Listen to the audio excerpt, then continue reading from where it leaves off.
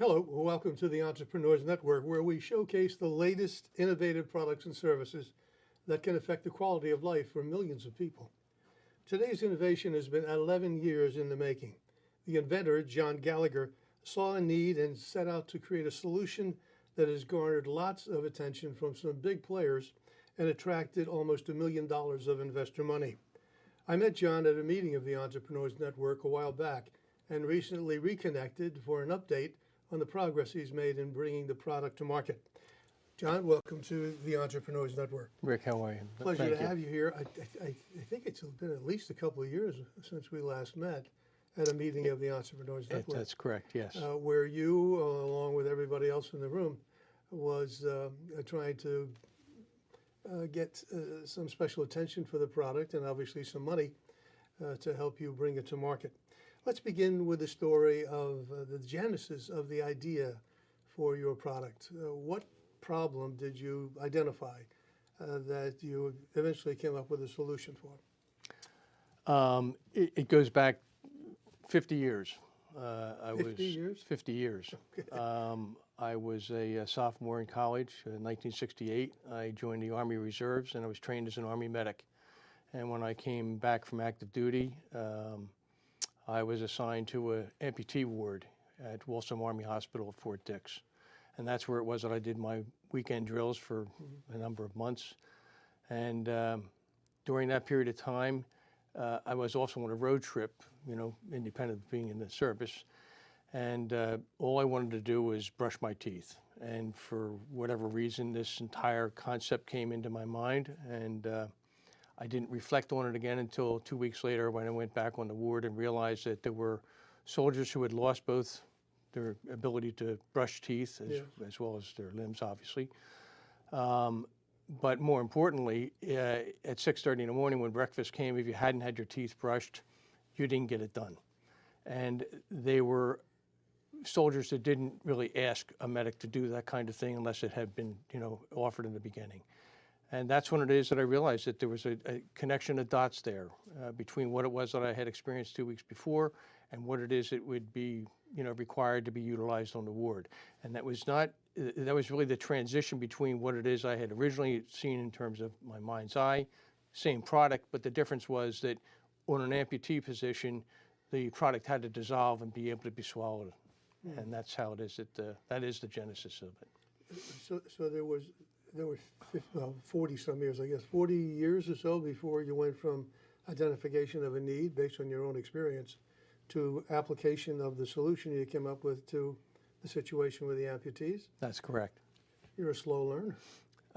Yeah, well, you get married, you have a wife, you have, in our case, we have 7 children. I know. Yeah, there's, lots of things interfered.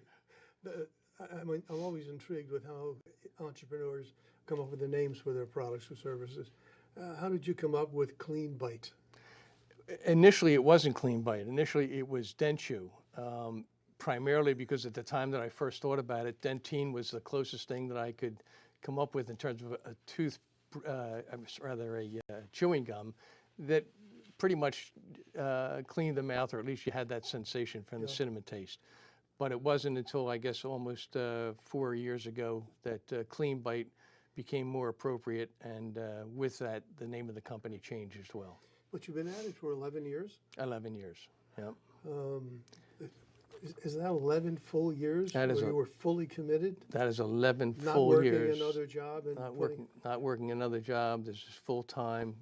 When I first started, I thought candidly that the market would be the military.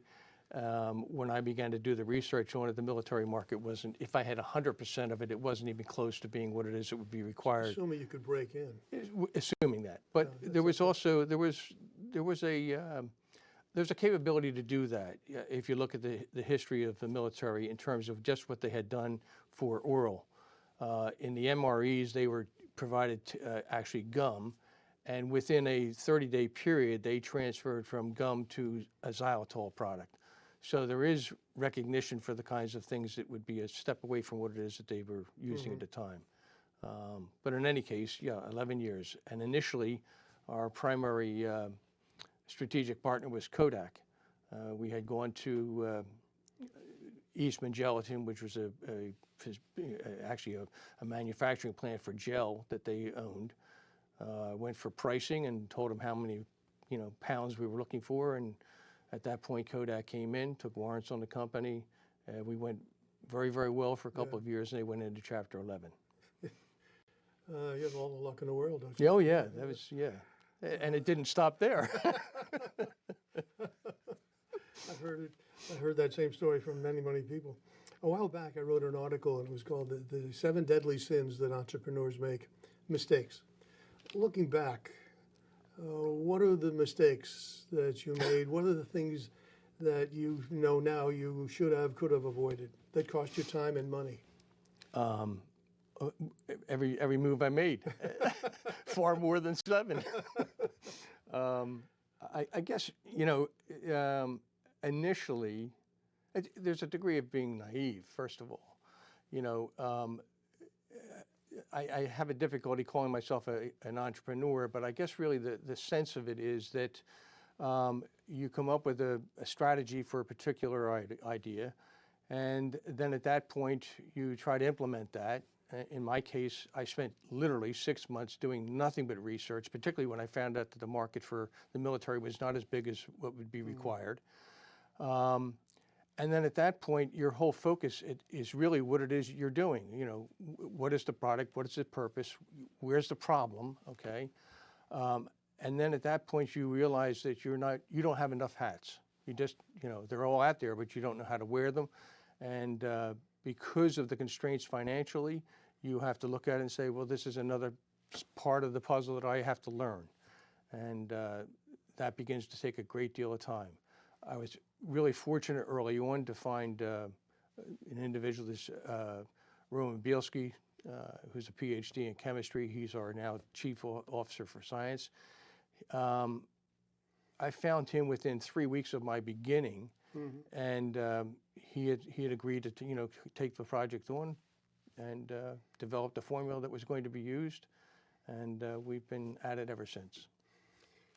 But you must have tapped into the entrepreneurial community. You talked to other people, early stage startup companies, to learn about their experiences, to tap into their networks, to see if you could get the kind of help you felt you needed. Did you not do any of that? I didn't, and you would think that I would, but did not. No. And Did you make a conscious decision not to do it? No, or I didn't. Was it just that you weren't aware that there were all these resources out there? No, I guess there's a couple of things that happen in those terms. 6 months into this is really when I began to to put this on the web and create a website and so on and so forth. And as it turned out, I saw a close friend of mine, and he simply said to me, what are you doing? And I told him what it was, and he said to me, I like this. I think I think if myself and a couple of friends of mine would be willing to put money into it. They set up a telephone conversation 2 days later, and within a few minutes we had 3 new partners and $150,000, and we were off to the races. So we didn't find ourselves in a circumstance where we needed additional money for a period of time. We've raised about $750,000 over that period, but all from private investors, all of whom in our particular case, were 13 in the original investors, 5 of whom were retired from Aramark. And it wasn't a question of money. So I wasn't looking for the outside. We had a real synergy between all of us. We knew that what it was that we had was something that would be really, if it were implemented here in the United States, would be just a game changer. So I just really never looked at anybody in terms of, the finances. We didn't need it at that point. You checked, you did the research, the competitive analysis to see what else was on the market. Yes. Initially, and what has evolved over the past 11 years.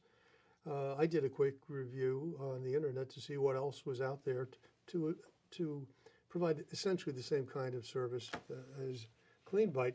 And the one I came across that seemed to be most comparable was Auto Brush, I think it's called, where there's the device that looks like this is a prototype, obviously. Looks like yours. You put it in the mouth. Ultrasonically, it cleans your teeth, whitens your teeth. It puts a new sticker on your teeth for the next whatever it does. It's about anywhere from $40 to $70, I think was. How does your product outperform their product? And they're on the market. You're still trying to get in the market. Well, there's an entirely big disconnect between the two. You're right. It sells for $40, but it is also a knockoff. It's a product that came out probably 2.5, 3 years ago. It was a big splash. It sold for about $200, and initially you were to go to your dentist, have had a CAD scan done of your teeth, and then that way you send it to the manufacturer, and then they give you an exact duplicate for what it is your bite is. So what it is you're looking at with auto brushes, it's made in China, it's a knockoff, but the big difference, primary difference is that this is something you use at home. This is something you have sitting on your Yes. sink. This is intended to be something that can be used anywhere at any time, okay, without paste, without brush, without water. Totally consumable. It's a food product in and of itself. It's made of gelatin and has 5 to 6 grams of protein in it, and carries dentifrice in 4 separate lessons. Protein? Well, gelatin itself, which is collagen, okay, is rich in protein to the extent where, for example, the Kodak product that we used had 95% protein in it. So, now obviously it's not the 100% of what it is our formula is, but you find yourself with, given the weight of it, about 5 to 6 grams of protein. Walk us through what this does, why it's designed the way it is to do whatever it is it's supposed to do. I want to say it's simple. It's complex in terms of its geometry, and it's difficult to mold. Okay. First of all, we use injection molding. We had to build our own equipment for it.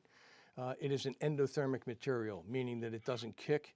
It is something that is sensitive to temperature, meaning that it's hot when we inject, it's cold when we remove it, but it doesn't go through a chemical reaction. Shaped like a mouthpiece, as you can see, it has an upper and lower bite, and across the palate arch, where there are 800 bristles or thereabouts, depending upon the size. Children a little bit less than that. It has 4 reservoirs of dentifrice, 2 in the upper bite and the lower bite. So you can see those slots. That is not filled, but if you can get that on a camera, that's what it is. All the bristles are set at 45 degrees to the gum line. And then at that point, when you put this in your mouth and you compress it, the first time, or bite into it, you don't bite into it, but when you bite, there are a number of ports that burst, and that's what it is. It fills the upper and lower chamber with dentifrice.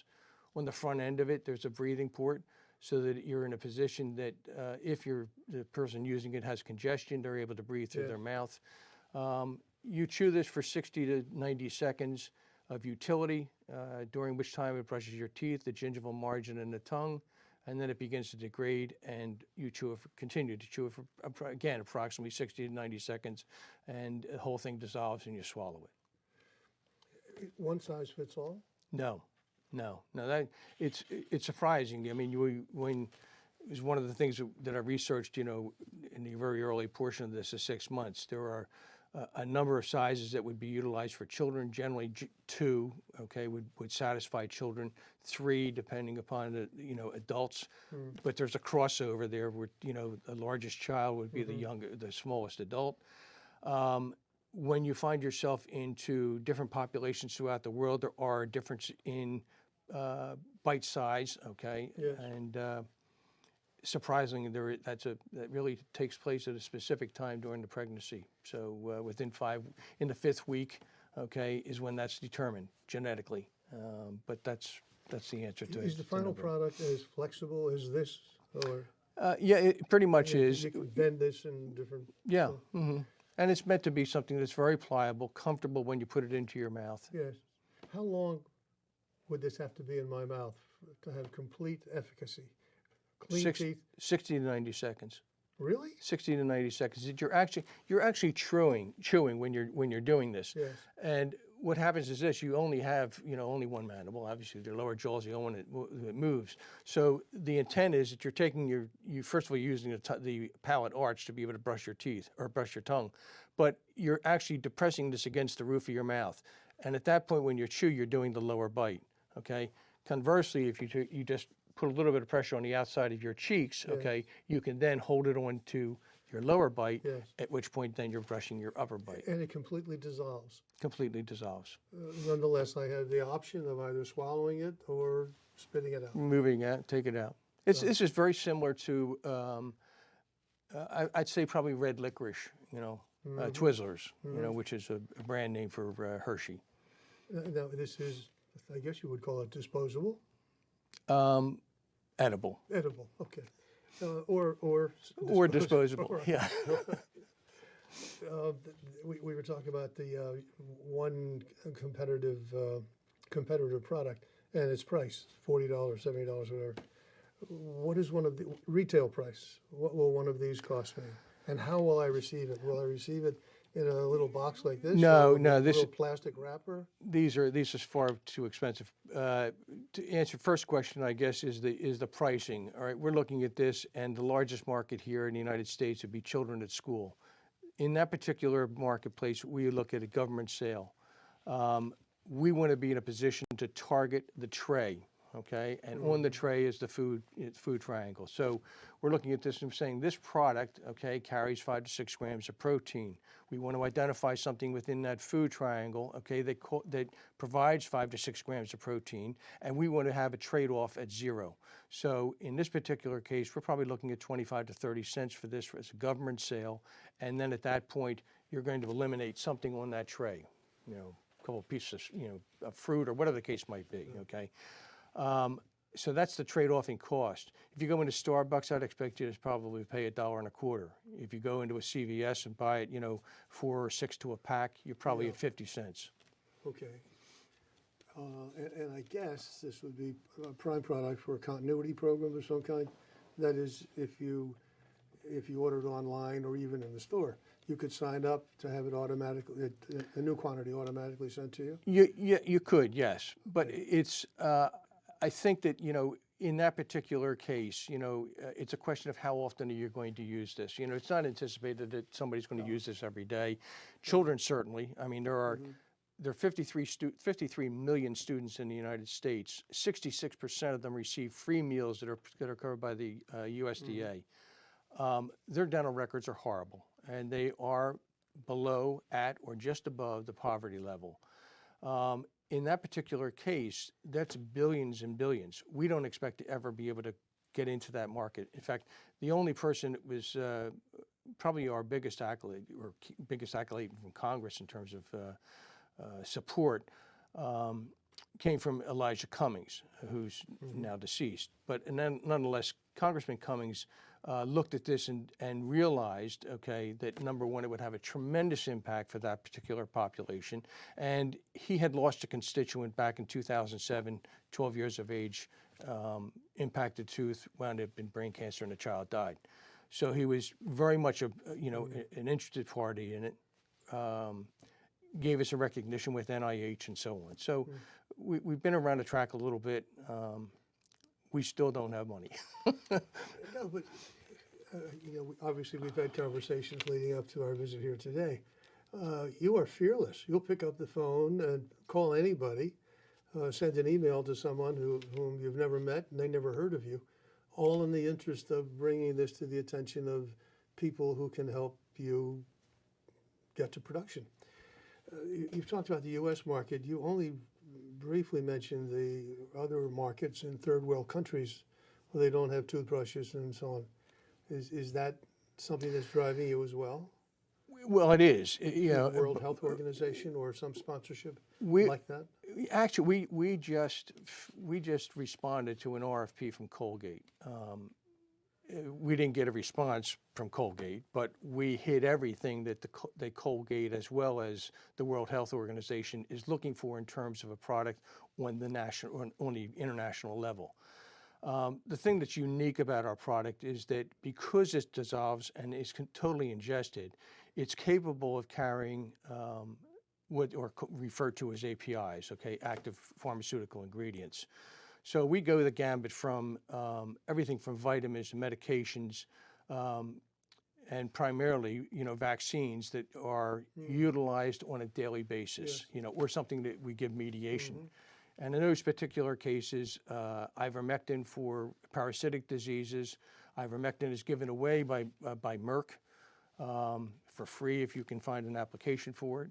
In the case of Truvada, which is used, for HIV, AIDS, the mitigation of it, it's a daily application. In both those circumstances, it's daily. We look at our product and we think that, first of all, aside from the oral component, all right, oral hygiene component, is the fact that this, in the utilization of that factor, you have a circumstance where people generally will begin to create some kind of a habit, as opposed to what is the habit when you're taking a pill. Yeah. There's no gratification at the time you take a pill, but if you use this product, you have a clean mouth, that's the gratification, and the supplementary factor is something much much greater than what it was. You can oral flavor health. this, I guess, any way Any you wish. flavor, any flavor. Peppermint, Children, bubblegum, chocolate, yes. whatever, whatever it is. There's no question that there's a need. You've identified that. You have plenty of data to support that. But is there a market? And as you know, as an entrepreneur, that's always the gap. There is a need. You can validate it. You have the statistics to prove it, but you still haven't proven that there's a market for it. Are there enough people willing to pay for it to make it a commercial success? Why haven't you been able to make that bridge, get over that bridge? I really can't give you that answer, but I can tell you where it is that we begin to justify the market. As I mentioned to you, our response to the RFP that was put out, just broadcast by Colgate. Well, But- stop there for a moment. Okay. Colgate was putting out an RFP, which you sent me, because they were looking for innovative products that would be complements to their existing products. Is that correct? They were looking for Maybe innovation. complementary, maybe not, maybe just simply innovation, okay? So from that aspect, from my point of view, they're looking for low-hanging fruit, okay? But I think that probably the biggest reckoning I had was back in 2016 when Johnson & Johnson called. And, again, one of those circumstances where it's sort of like, you're in awe. Okay, this is great. Why? Well, because we vetted you and because we vetted your product. We want to know if you make some samples, come up and see us, and I did. And in the course of that meeting, we go through the whole thing. They tested it right there, two individuals were interviewing. And he turned to me and said, "Well, what is it you'd like to happen?" I said, "Well, nothing. You invited me. I'm here." And he said to me, "Well, we don't buy patents and we don't make investments." And I said to him, there's a huge market in children. And his response was almost immediate, and he came back and said, "Well, that's a nice market, but that's not what we're interested in. We're interested in Africa because people do not have, quote unquote, reliable potable water. And we can't sell them Listerine. But you have a complete complement built into this product, okay, for oral hygiene. We would take that product and we would brand it with Listerine. And it's really simple. If you can get your company to $100 million, we'll buy it and we'll turn it into a billion-dollar industry just for Africa." And that made not just an impact, it changed our entire business model. And so now we're sitting here and we're saying, we're going to have to do this a different way than what it is that, big companies might come in and help us do. Yeah. John, what I've learned in the 25 years plus that I've been involved in the entrepreneurial ecosystem, as an entrepreneur, as an angel investor and so on, is that entrepreneurs are really wired differently. They come from different backgrounds and so on. But you've been at this for 11 years. Your long-suffering wife has been supportive. I know you're a spiritual man, so I'm sure that you've had a direct line to the Almighty for a long time, waiting for an answer to your question. I remember there was a very successful entrepreneur, a young man, and he said, "We were an overnight success. It took us only 7 years to get funded." I hope you're going to be able to look back and say, we're an overnight success. It took us 11 or 12 years to get funded. But even though you have not, up to this point, from what you've said, reached out for help from, I'm going to just rattle them off, an experienced marketeer, somebody who comes out of the industry, a retiree from Colgate or from J&J or whatever, but somebody who can come into your company and say, "I know the path. You don't. I know the path. I know how to get through the path and what the milestones are, and I know where there's money. most importantly, I know where there's money. Unless I've misunderstood our conversations in the past, you haven't reached out for those kinds of people. Is that correct? And if not, why? It is somewhat correct. Yeah, I would say to you that I'm not being critical. no, I do understand that, and I would say to you that first of all, the business model is a little bit different than what it had been, which we always thought initially that if in fact we developed the prototype, we got the patent and all those things, that people would be standing at the door. Well, nobody ever stood at the door. Nobody even rang the doorbell. First so, mistake. Yeah, that was the first mistake. So, but at this point now, I look at this and what you're saying is true. But I will also say to you that I have a very difficult time maybe not justifying, but maybe scrutinizing the consultants. Early on, we did use consultants. Not consultants.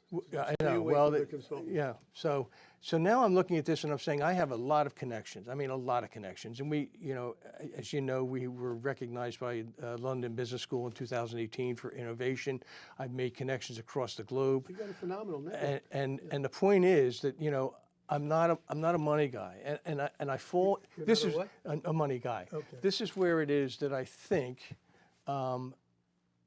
people who identify themselves or are identified by others as being entrepreneurs are people who have a singular focus on a singular product, idea, concept, whatever the case might be. The other things are things they really don't they know nothing about, which is really my circumstance. I don't know about raising money. You're an innovator. You're not necessarily an entrepreneur. And Except that you've taken a huge risk. And if that's one of the qualifications for an entrepreneur, you are it. No question about it. I live at ground zero. And when I talk to people, I speak about ground zero. And when I am told how it is that I should go and try and raise money, I need to be at 40,000 feet, and I don't know how to get to 40,000. I'm somebody who is idiosyncratic. Here we are at the beginning of a new decade, new year, and new decade. You got to do something different from what you've been Well, that's doing. why I'm here. Okay. How do people learn more about CLEANBITE, even though it's not commercially available yet, but those who might be interested in learning more about your venture? The website is CLEANBITE, CLEANBITE, which is cleanbitetrademark.com. And any and all the information, as well as the patent pendings we have for the pet industry, all of that information will We be hadn't available. mentioned the pet industry. I know you've identified that as a huge market as well. It is. It is a And very, very big I market. suspect you're right. Oh my God, the money that's spent on pets is just incredible. About $80 billion a year, of which about $5.2 billion is spent directly for oral hygiene. And they should have clean breath. Yes, and they clean should. teeth. Along with a lot of other kids I know. John, it's been a pleasure. Rick, thanks very much. Thank you. My guest today has been John Gallagher, an entrepreneur who has an idea. He's solved the problem. Now he needs help from people who know more than he has been learned about what it means to be an entrepreneur and turn an innovative product into a commercial success. Until next time, this is the Entrepreneurs Network. I am Rick Anthony. Take very good care of yourselves